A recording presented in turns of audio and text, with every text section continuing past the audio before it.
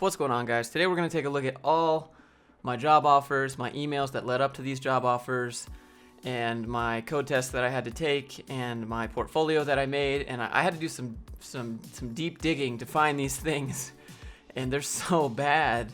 They're so bad. And when you guys submit things to me and I look at them, I'm like, these are amazing. These are absolutely amazing. And you guys are being so hard on yourselves. Just so hard on yourselves. You're like, well, I don't think that this is good, and I'm not smart enough, and like, just let me show you how I got my jobs. And maybe a bunch of you guys will just be like, well, this is proof you have absolutely no idea what you're doing, and maybe that's the case. But hey, I got 5 different job offers here. I'm going to show you, and my code tests, and I'm going to show you as much as I can, and whatever I could manage to find that's still hosted. I had some stuff on Firebase. It's no longer there. Firebase got bought out by Google. That was like a few years ago when I made all these. But I wanted to show you this, and I kind of wanted to walk you through. And I know you guys are applying to a lot of jobs. You're out there. You're applying to a lot of jobs. You're probably getting ghosted a majority of the time. And then the other 90% are no's, and the 10% are like, hey, we want to interview you, and then they never respond. So it's just more ghosting after that. And you know that song, like the 10,000 miles? Like, that's literally my email. When I type in job, it's just scrolling in my Gmail for like 10,000 miles of emailing companies and going back and forth and then getting rejected finally. So I want to show you what it looked like for me when I applied the jobs, and my email exchanges, and what I said to them, so that you guys can have an idea of what it looked like when I was getting my very first job. I'm talking about how I went from $18 an hour, $50K a year, $55K, $65K, and then $65K to $75K at my last job, and then now I do this. And you can just see that you guys don't need to be so hard on yourselves all the time, and you guys don't have to be these wizards to be able to get a job and get your foot in the door. It's all about communication and standing out from the crowd. So this right here was my very first code job. It was a part-time job. I applied to this on AngelList, and they brought me in for an interview. They gave me a code test, and then I did the code test. I'm not allowed to show the code test. It was a JavaScript test with Jasmine involved. And then I did it, and I went into the next interview, and they brought me in. They're like, wow, you did a really great job. What do you think you could do better? And I talk about that in these emails. And then they said, yeah, sorry, no, it's just not going to work. You don't have enough experience. Sorry, Josh. And then I was like, wait, hold on. Let me stop you right there. Let me do part-time. Let me do something. Let me do anything. Like, I just want to work. What about if you let me do part-time?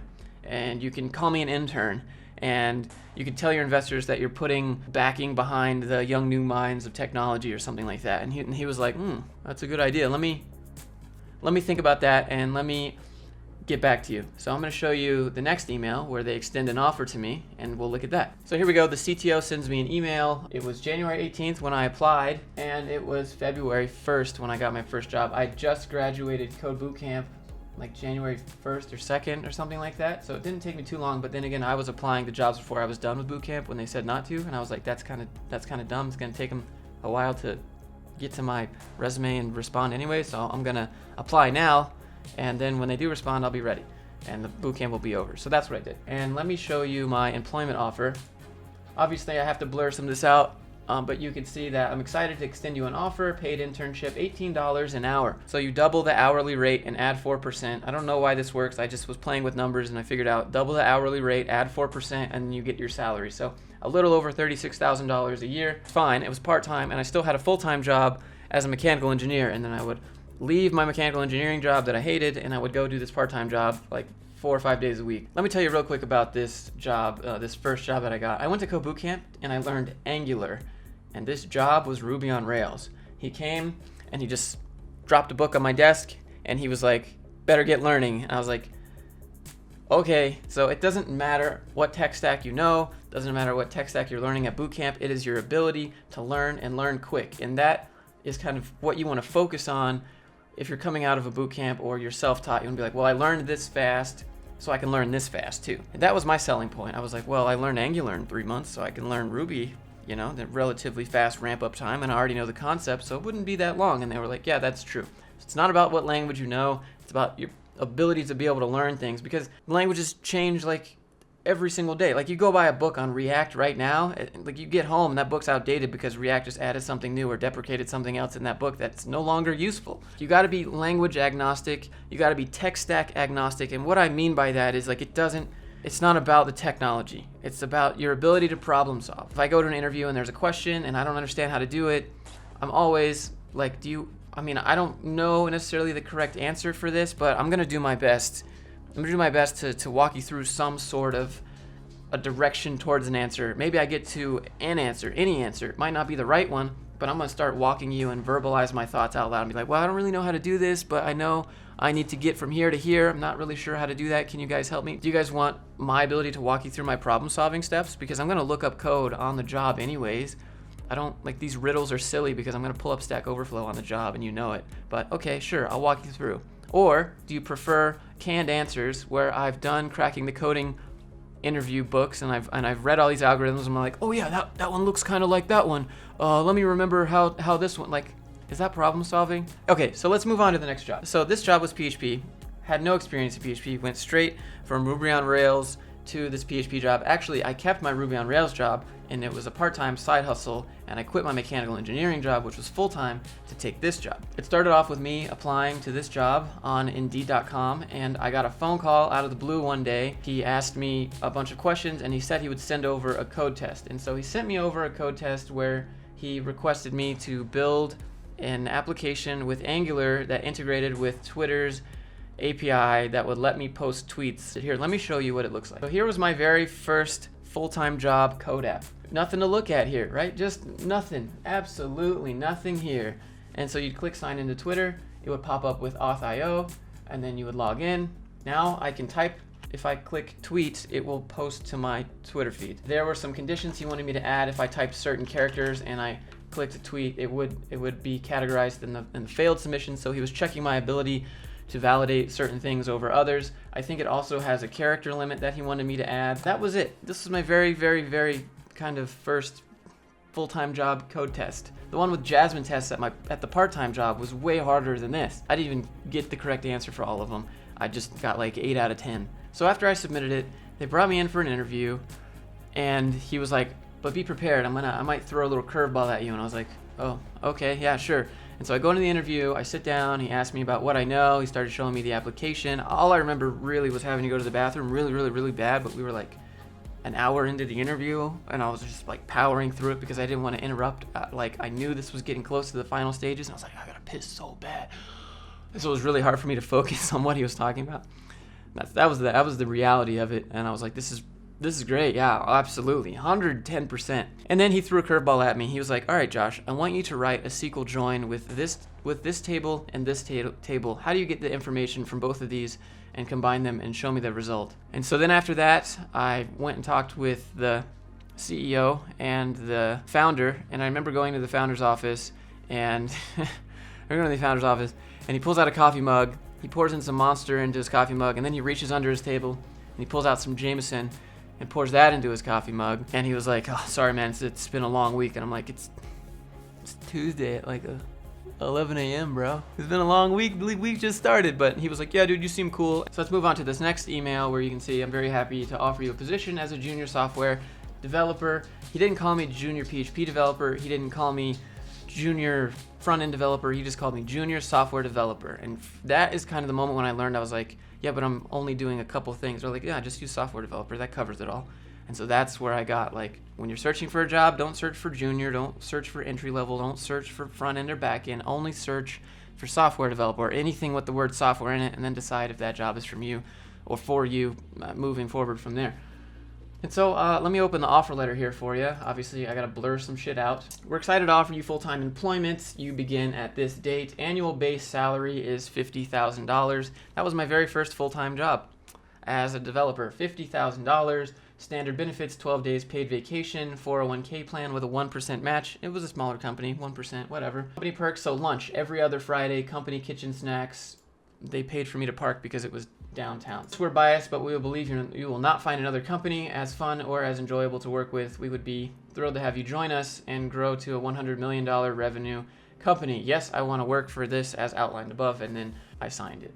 And I worked for this company for, I don't know, 4 or 5 months before the project that I was hired on to. Like, the contract was never signed and the project fell through, and they were like, yeah, hey Josh, the thing we hired you on for is not a thing anymore, so peace.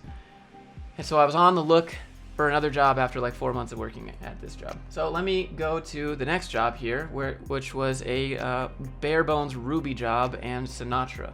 So I found this on Stack Overflow, and then as I was applying to it, I clicked submit and the job expired. It's a super coincidence. So I went to the job website because I remembered what it was, and I found a contact me form. Filled out the contact me form, and I was like, holy shit, the description of this job was amazing. They all play video games together after work, and I was super enamored with all these perks that you have at jobs and stuff like that. And so they would play Halo together and Rocket League, and they were talking about how at lunch they would all hop online and farm some Diablo 3 together. And I was like, oh my god, this job is amazing. This was in the Stack Overflow description. So I had to find that company website, and I went to the contact form and I filled it out, and I was just super dedicated. I put everything that I put on my cover letter at the time, references, phone numbers, examples of my work, everything there. And they said, our sincerest apologies. Out of the blue one day, August 10th comes around, and they're like, hey, are you still looking for that new opportunity? We're really sorry about that. When I did submit the contact form, in between this gap here, someone reached out to me and they said, someone with this amount of passion should not be looked over. We should pass this forward. So give me a day or two and I'll pass this forward on to the owner of the company. And that's the email that you're looking at now. And yeah, so you're still looking for that job? And I was like, absolutely, man, because at this point in time, all I had was my part-time Ruby on Rails job. I always had a side hustle, by the way. I always had some sort of side hustle going on. And then we had a phone interview where he asked me about me, and I talked to a couple of the other coworkers there. And you can see here, thank you for the great chat we had yesterday. Because of your enthusiasm working for us, I have approval to move forward. Like, he's the owner of the company, so I don't know why he says I have tentative approval, but his approval was the only approval needed. And he gave me a Ruby code challenge, and you can see the actual challenge here, and you guys are probably thinking, holy shit, that's really easy, Josh, wow. But for me, it was hard. I was doing Ruby on Rails, not Ruby, okay? And it was mostly view pages, or ERB files as they're known in Ruby on Rails. Obviously, they said, don't try to Google this because we'll know. And obviously, the first thing I did was try to Google it, and I found like bits and pieces. I didn't find like a copy-pasted answer of this or anything. I found just bits and pieces of how to solve individual ones, and then I've kind of put them together and I figured out how to get that syntax to work. This took me like 9 hours to do. I sent it in. We'll move on to the next email here, and they reviewed it and they said this was great, and I had to follow up like 6 times. I followed up between doing this little code test and him responding to it saying it was good like 6 times. He's like, sorry, just been under the weather, sorry, been busy, blah, blah, blah, blah. I don't know if they would have responded eventually if I didn't do that, but I don't leave that shit to chance. I'm always like, you want something in life, you got to go out and get it. If they're going to say no, they're going to say no. If they're annoyed and they still like you, they'll probably still say yes. It just means you're really passionate about what you're doing and you really care about this stuff. So you can see here, I'm excited to offer you a Ruby software developer position. Again, the name was kind of not relevant to what I was actually doing. He said I was going to be doing bare bones Ruby, and then occasionally I was going to be doing Sinatra. Let's dive into the offer letter here. Blah, blah, blah, LLC is excited to offer you a position of a software developer. You will be reporting to another dude named Josh. The starting salary offered for this position is $55,000 semi-monthly. You'll be eligible for probationary review, in which will include a possible raise. So this was the first time where I felt confident enough to call them up and kind of counter offer. Because I had about 8 months of part-time software experience and like 5 months of full-time software experience. And so if you combine that together, I was starting to feel a little bit more confident. Still had imposter syndrome, but I was starting to feel a little bit more confident in what I was doing. So I called him up and I said, hey, do you think we could do 60,000? And they were surprised I didn't counter for like 65. And he's like, yeah, I knew you were going to counter. So he said this, I knew you were going to counter, so I lowered the offer about 5,000, and we wanted to pay you about 60, but we wanted to make sure that you were going to call in and you were going to do a counter offer here. And he's like, yeah, I think that's fair, absolutely. I just want you to be able to be comfortable and pay your bills, and go out to eat, go see a movie. And I was like, yeah, man, that would be fantastic. That would be great. And so I went from $18 an hour to 50,000 to 60,000, and they accepted it, and I re-signed the counter offer for 60,000, and I started a few days after that. I was also applying to other jobs at the same time I was applying to this job, because this job came out of the blue, out of nowhere, after they had ghosted me for a few weeks. So I was already in the balls deep in other interviews, and I had another interview that I was doing, and this was my remote React job. Never really touched React before, but in my cover letter, I was a React pro. I wasn't a React pro. I was like, I've messed around with React before, and I'd really like an opportunity to take a look at this in a professional capacity. That interview started rolling along. So let me show you this. This was kind of happening around the same time here. This one took a couple days, and they got back to me, and they sent me a code test where I had to utilize an API using React and include pagination. So this was using, I had to pass certain parameters in. So if I don't know if I'm allowed to go there, but if I passed certain parameters in, it would return these courses, and then I had to return certain courses and add pagination, which, if you don't know what that is, it's little pages at the bottom, like page 1, 2, 3. So when you click on that, another request is loaded, and it needed to be infinite pagination, I think. This took me forever. This was the hardest code test that I ever did, because I'd never done pagination before. And if you don't know about that, and it's your first time working with it, and you've never done React really in that way, it's hard. After I did the consumer exercise, I had a meeting with the team, which was like 6 or 7 people, and this is where I learned about accessibility. Anything that you're making basically for the government and the United States has to be like a minimum amount of accessible. And so this is the first time they asked me about accessibility. And in that interview, they just quizzed me, we really liked your app. What could you do better? How could you design it better? And then I got to the final person in line. It was a conference call, because it was a remote position, and he asked me, what do you know about accessibility? And I was like, well, I know that there are different kinds of color blindness, and that you should probably adjust those colors to match those. Literally the only thing I knew, because I was married years ago, and the ex-father-in-law, that's a weird phrase, was blind, and he had a certain type of color blindness as well. And that was the only thing I knew about accessibility. I didn't know about contrast ratios, tab targeting stuff. I didn't know about any of that. But he was surprised that I knew about that, because most people don't even know about accessibility. So I waited a couple weeks after that, and I got a job offer for this as well. I had a feeling I was gonna get this. I had a pretty good feeling that I was gonna get this job offer, but I wasn't sure.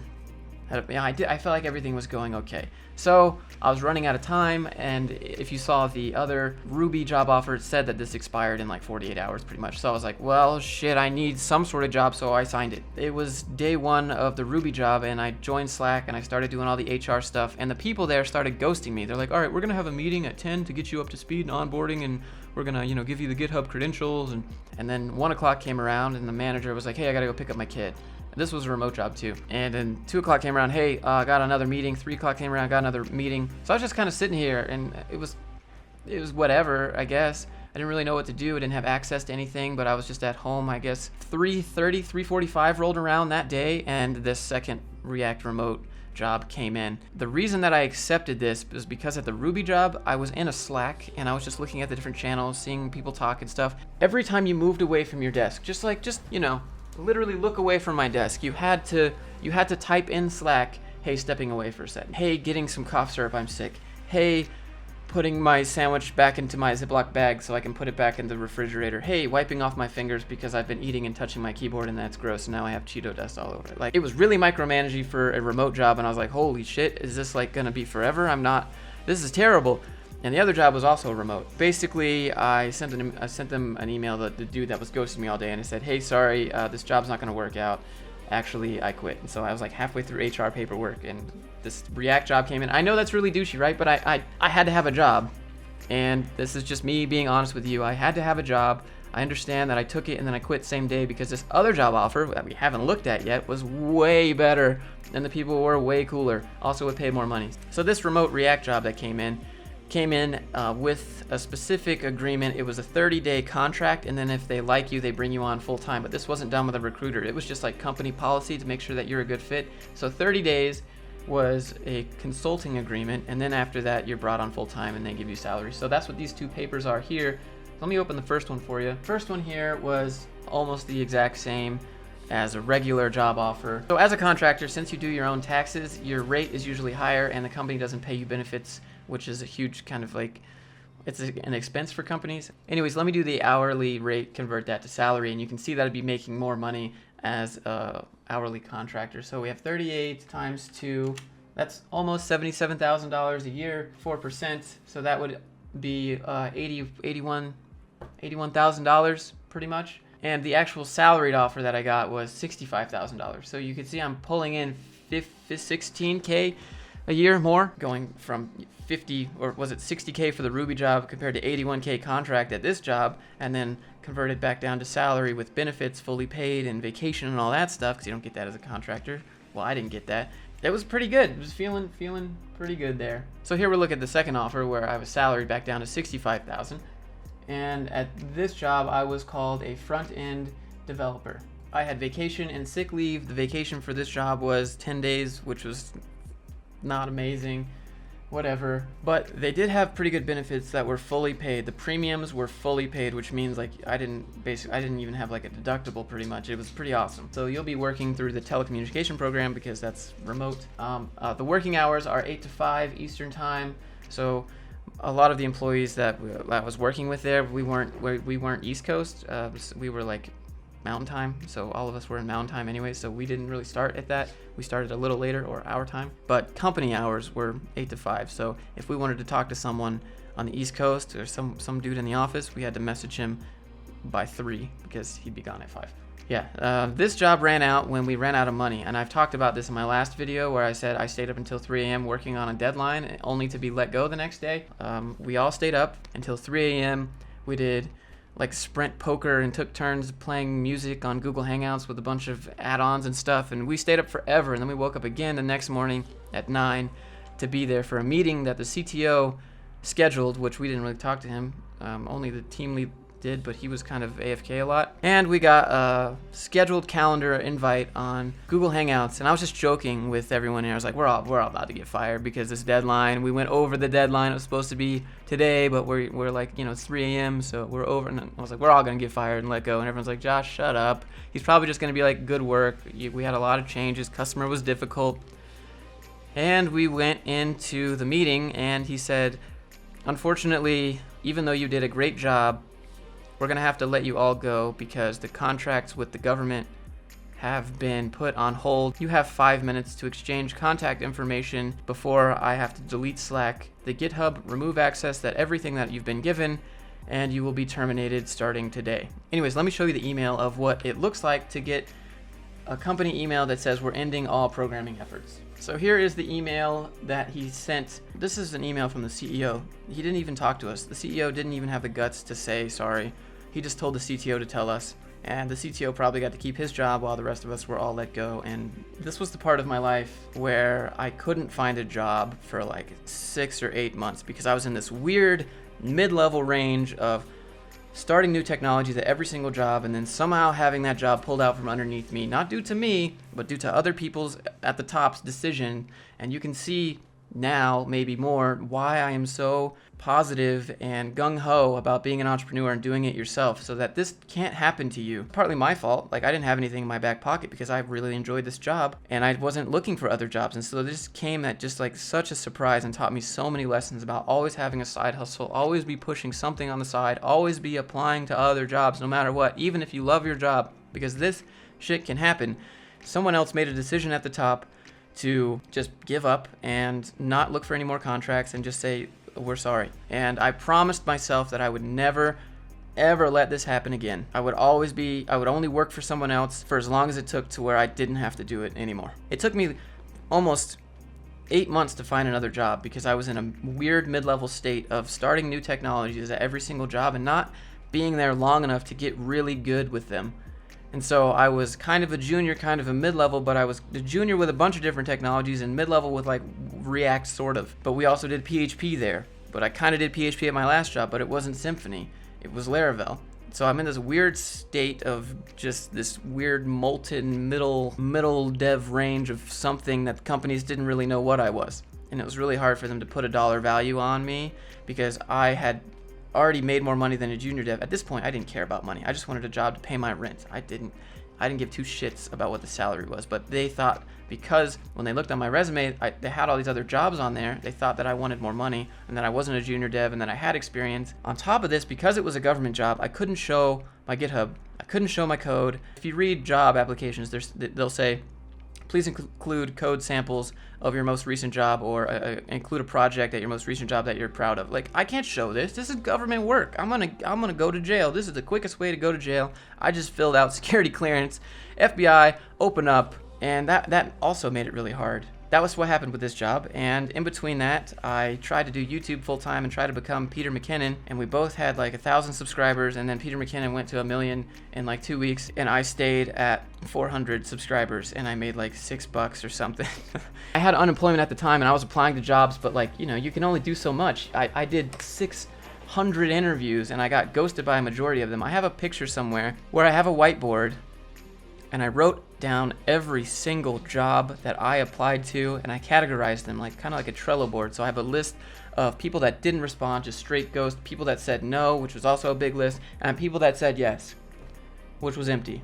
And I also had a section that was people that I'm currently interviewing with, which was super filled out. And I made it to stage 9, 10, 11 of all these different interviews. And when you do this for 6 months, you're just like, you're so burnt at being like every interview you go to after being burned 9 times. It's hard to be 300% energy. It's hard to be like, hey guys, I'm really proud here and I'm really, you know, I'm really excited to be part of the team. And I'm just really like at a certain point of just getting rejected after getting to the final step of every interview. Your energy is just like, I'm just going to get rejected again, and this is like, I'm not a good developer, and your confidence starts to wane, and none of that is true.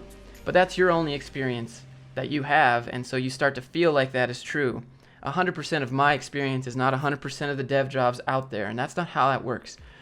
But when you don't know any better, you start to think that it's you, and not that these companies have filled the position or closed the position or budgetary changes have happened, because it takes a while for you to get these jobs. Budgetary changes in the middle of applications have shut me down from jobs a few times. So, oh, sorry, that grant money was put towards something else and we're no longer filling these positions. I did recruiter interviews, company interviews, on-site interviews, in-office interviews, and I was really trying to push YouTube at the same time because that's all I had to do in my free time. And that's when I started learning game dev and Unity, and I made a game and it's on the store and you can go play it. It's called Rocket Sling. It's on Android, but it was on iOS, but then iOS kicks you off. You don't update it after a while. Anyways, it's called Rocket Sling by the New Kids. So we started doing game dev and super bad. We did it with Unity free version. We were like, all right, we're gonna be game devs, and like I was really excited about it. And none of that worked. My game dev didn't work. YouTube didn't work. None of that worked. I was $300 away from being homeless, and I fuck man, I hate talking about this shit because it gets me emotional. But I was looking out my window and I was thinking, how could I possibly do everything right in this world and I'm about to be homeless? I have a mechanical engineering degree. That didn't matter in any of these interviews. I did okay at the code test.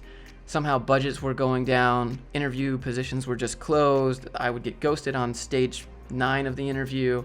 No one would ever call back, and I couldn't get a job offer. And I was looking out the window thinking to myself, I'm $300 away for being homeless right now. How in the fuck did this happen to me? I've done everything you're supposed to do. I don't have a bullshit degree in some fucking philosophy shit that there's no jobs. I don't have, you know, I have tech skills. I can do things. Somebody give me a chance, please. And then the next day, I got an email saying, hey, you look like a great candidate. You want to come in for an interview? And I did. And they didn't give me a code test. They didn't give me a code test at all. I just went in, they sat me down, they started talking about their application. And this was the next job that I got 8 months later. They started talking about their application. I went in, I sat down, I had a button up, I had slacks on, I did my hair, I slicked it back. Like I was looking pretty good. They sat down for the interview. They told me about their application. They brought it up on the screen. They compared the old application to the new application. I was going to be the only front-end developer that they had in the United States because the rest of the team was outsourced to India. So I asked if I could use her laptop. She was on her laptop in the interview. I asked, hey, can I borrow that for a second? And I opened up the inspector and I just started doing things with front-end development and kind of implementing her design on the spot in the interview, and like both of their eyebrows kind of raised. I was so like gung-ho at this point. Like you literally had to like kick me out of the interview because I was like, I need a job. I don't know what I'm gonna do. So gung-ho, I started doing the front-end development right there in front of them, eyebrows raised. They were like, holy shit, this guy is good. He did half your design, and we couldn't even get the other people, like our outsourced people, to do this. And so they started watching my YouTube videos because they saw, they're like, I noticed you did some videos. And I was like, yeah, I did some videos. And so they pulled up a video in the interview, and we're all cringing, or I felt like we were all cringing because that's what it feels like. But I was cringing hard because I was like, I say shit in this. I say asshole in this. Shit. But they were like, nah, man, it takes a lot of guts to get in front of people and speak your mind and do this. And this is actually, like, we respect this. And I was like, okay, cool. Let me show you what else I can do. And we started talking some more. And as soon as the interview was over, I went back down and I got in my Jeep and I started privating every single one of my videos. I still have some videos that are private today that I would never re-release just because they're so cringe. So I got home and they emailed me, hey, we want to move forward. We're really excited with you. We want to hop on a call with the CTO. Let me show you these emails. So it was great meeting you this morning. We're excited about moving forward. Do you have references you could send me? So I sent the references. They emailed me again. Our CEO is doing a webinar of our software. We'd love it if you just kind of joined and shadowed everything. So I did that. Everything was good. CEO was really chill. I hopped on a call with the CTO, and the CTO asked me questions. Do you know jQuery, and do you know React, and do you know like Sass and CSS? And I was like, yeah, of course. I did that in the interview. No problem. And he was like, okay, sounds good. And you're probably thinking, holy shit, you're really lucky, Josh, because you didn't do any code interviews. Like, keep in mind, for the past 8 months, I've been doing code interviews nonstop. So this was kind of like a breath of fresh air, to be honest. So here you could see, I'm happy to officially offer you a front-end developer position. This position was offered to me 2 days before I ran out of money, which was super cool, but I still kept that promise to myself that I would only do this until I could get a side hustle big enough to where I didn't have to depend on them. Not because I hate the people there, I just don't like the state of business and other people being able to control my finances, and I will always say get a job, learn the skills, but don't stay there. Do it yourself. And I'll continue to say that, and I'm very passionate about it, but first step is get a job. And if you can go from $7 an hour to $50K a year, it's a big step. In this job offer that I have, I started at $65,000, and then after 90 days I got boosted to $75,000. This was salaried with benefits, but I didn't accept the benefits because I had to pay a part of that out of my paycheck. I got vision because I'm blind as a bat. I can't see anything pretty much, but that was about it. Not a whole lot of paid time off. I think I got like 8 days a year or something.